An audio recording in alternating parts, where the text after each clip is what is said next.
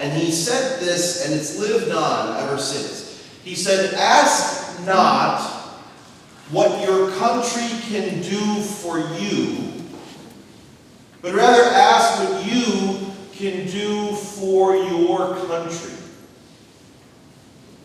In some way, I think what he had to say to us, even going back now many, many decades, was a little bit prophetic, because we've got this problem in our society.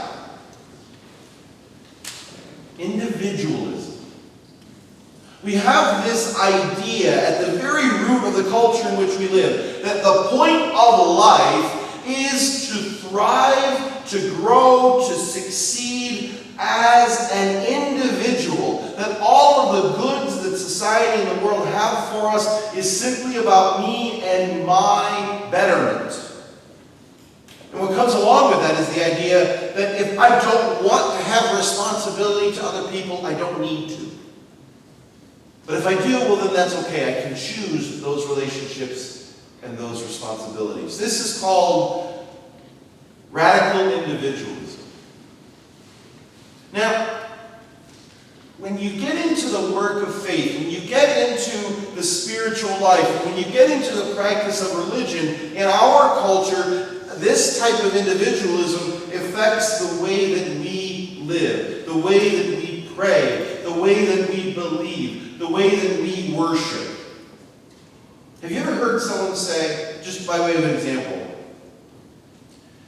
"Why should I have to go to church on Sunday?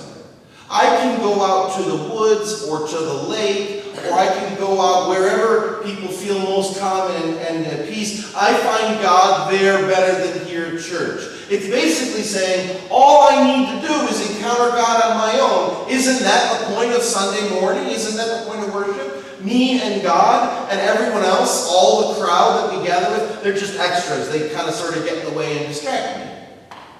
That's one of the questions that lies at the root of individualism. And I would want to use the gospel passage today to see if I can't challenge us to grow past this. Because Jesus, right before the gospel passage, was challenging his apostles to forgiveness. He was asking the apostles to be bountiful in their mercy and dedicated in their faith. And so the apostles, realizing that this was hard, they kind of cry out and they said, "Oh my gosh, you're going to have to help here, Jesus. Increase our faith. We can't do this without faith that is greater." And so Jesus tells the parable that we heard, the brief parable. Who among you, if you had a servant, if you had somebody who worked for you, who spent the day working on the farm, and then at night when you got home from your work and the servant got back to the house from working out on the farm, would you say to the servant, "You sit down and eat and I'll wait for you"? Or would you say rather to the servant, "Make something for me, I'll eat first and then you eat after me"? Well, if you have a servant at the time of Jesus, right, isn't the answer kind of obvious? That the servant would serve the master first and then the servant would look after their own needs? This may be hard to hear because, again, our culture is not real comfortable with the idea of servants or what Jesus is saying. It's a very different time. But here's the point. What is your faith like? As you pray, and if you don't pray regularly, can I just throw out the recommendation that you do that? That's a really good idea. But be careful how you pray.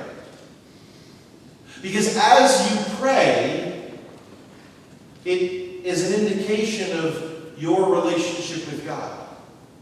As you pray, be very careful not to simply enter into prayer and let that moment of union with God simply be you telling God what you want or what you need.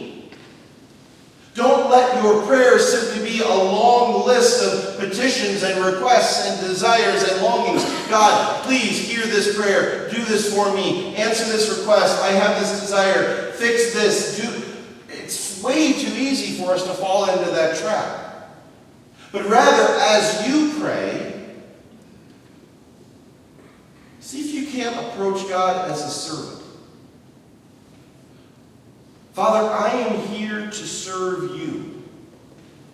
I am here to give my life to you, the mission, the vocation that you have for me. And my life as your disciple is intended to serve your kingdom, the kingdom of God.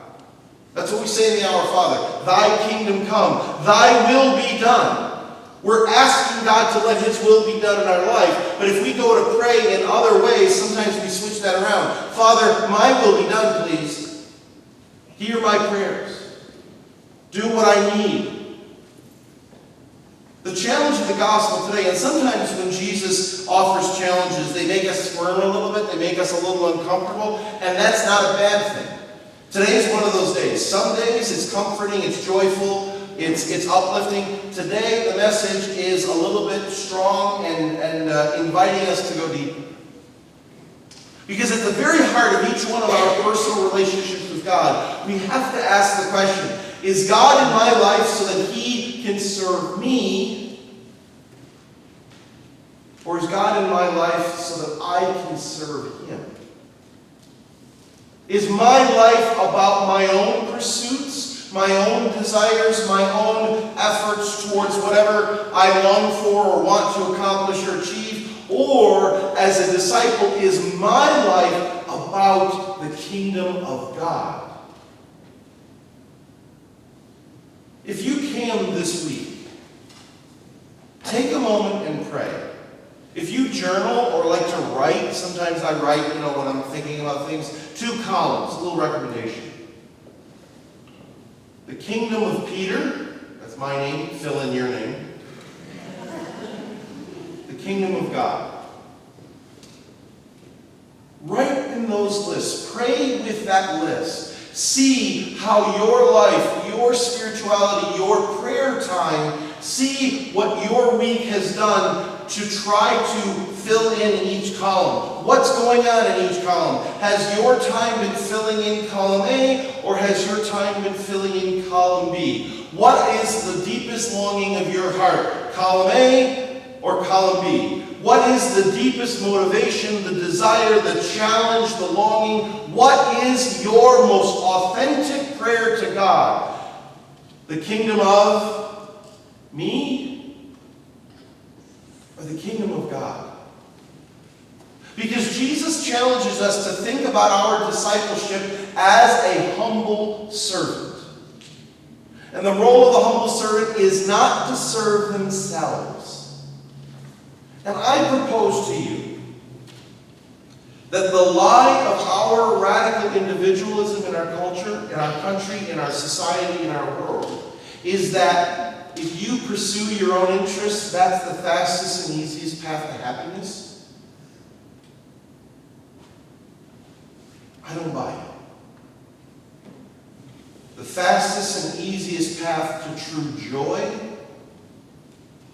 is to give your life away in the service of something greater than yourself.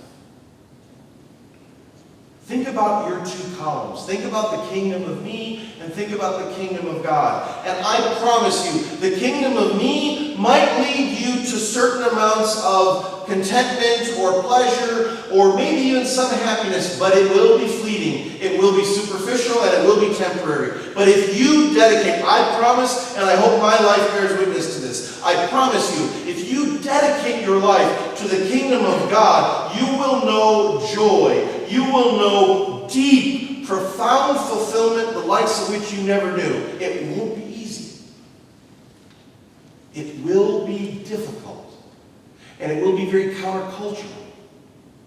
But if you dedicate your life to that second column, the kingdom of God, and seek in all ways to do the will of the Father, and you've got to start with prayer. If this is your deepest motive, I promise you, you will know joy, the likes of which you never imagined possible.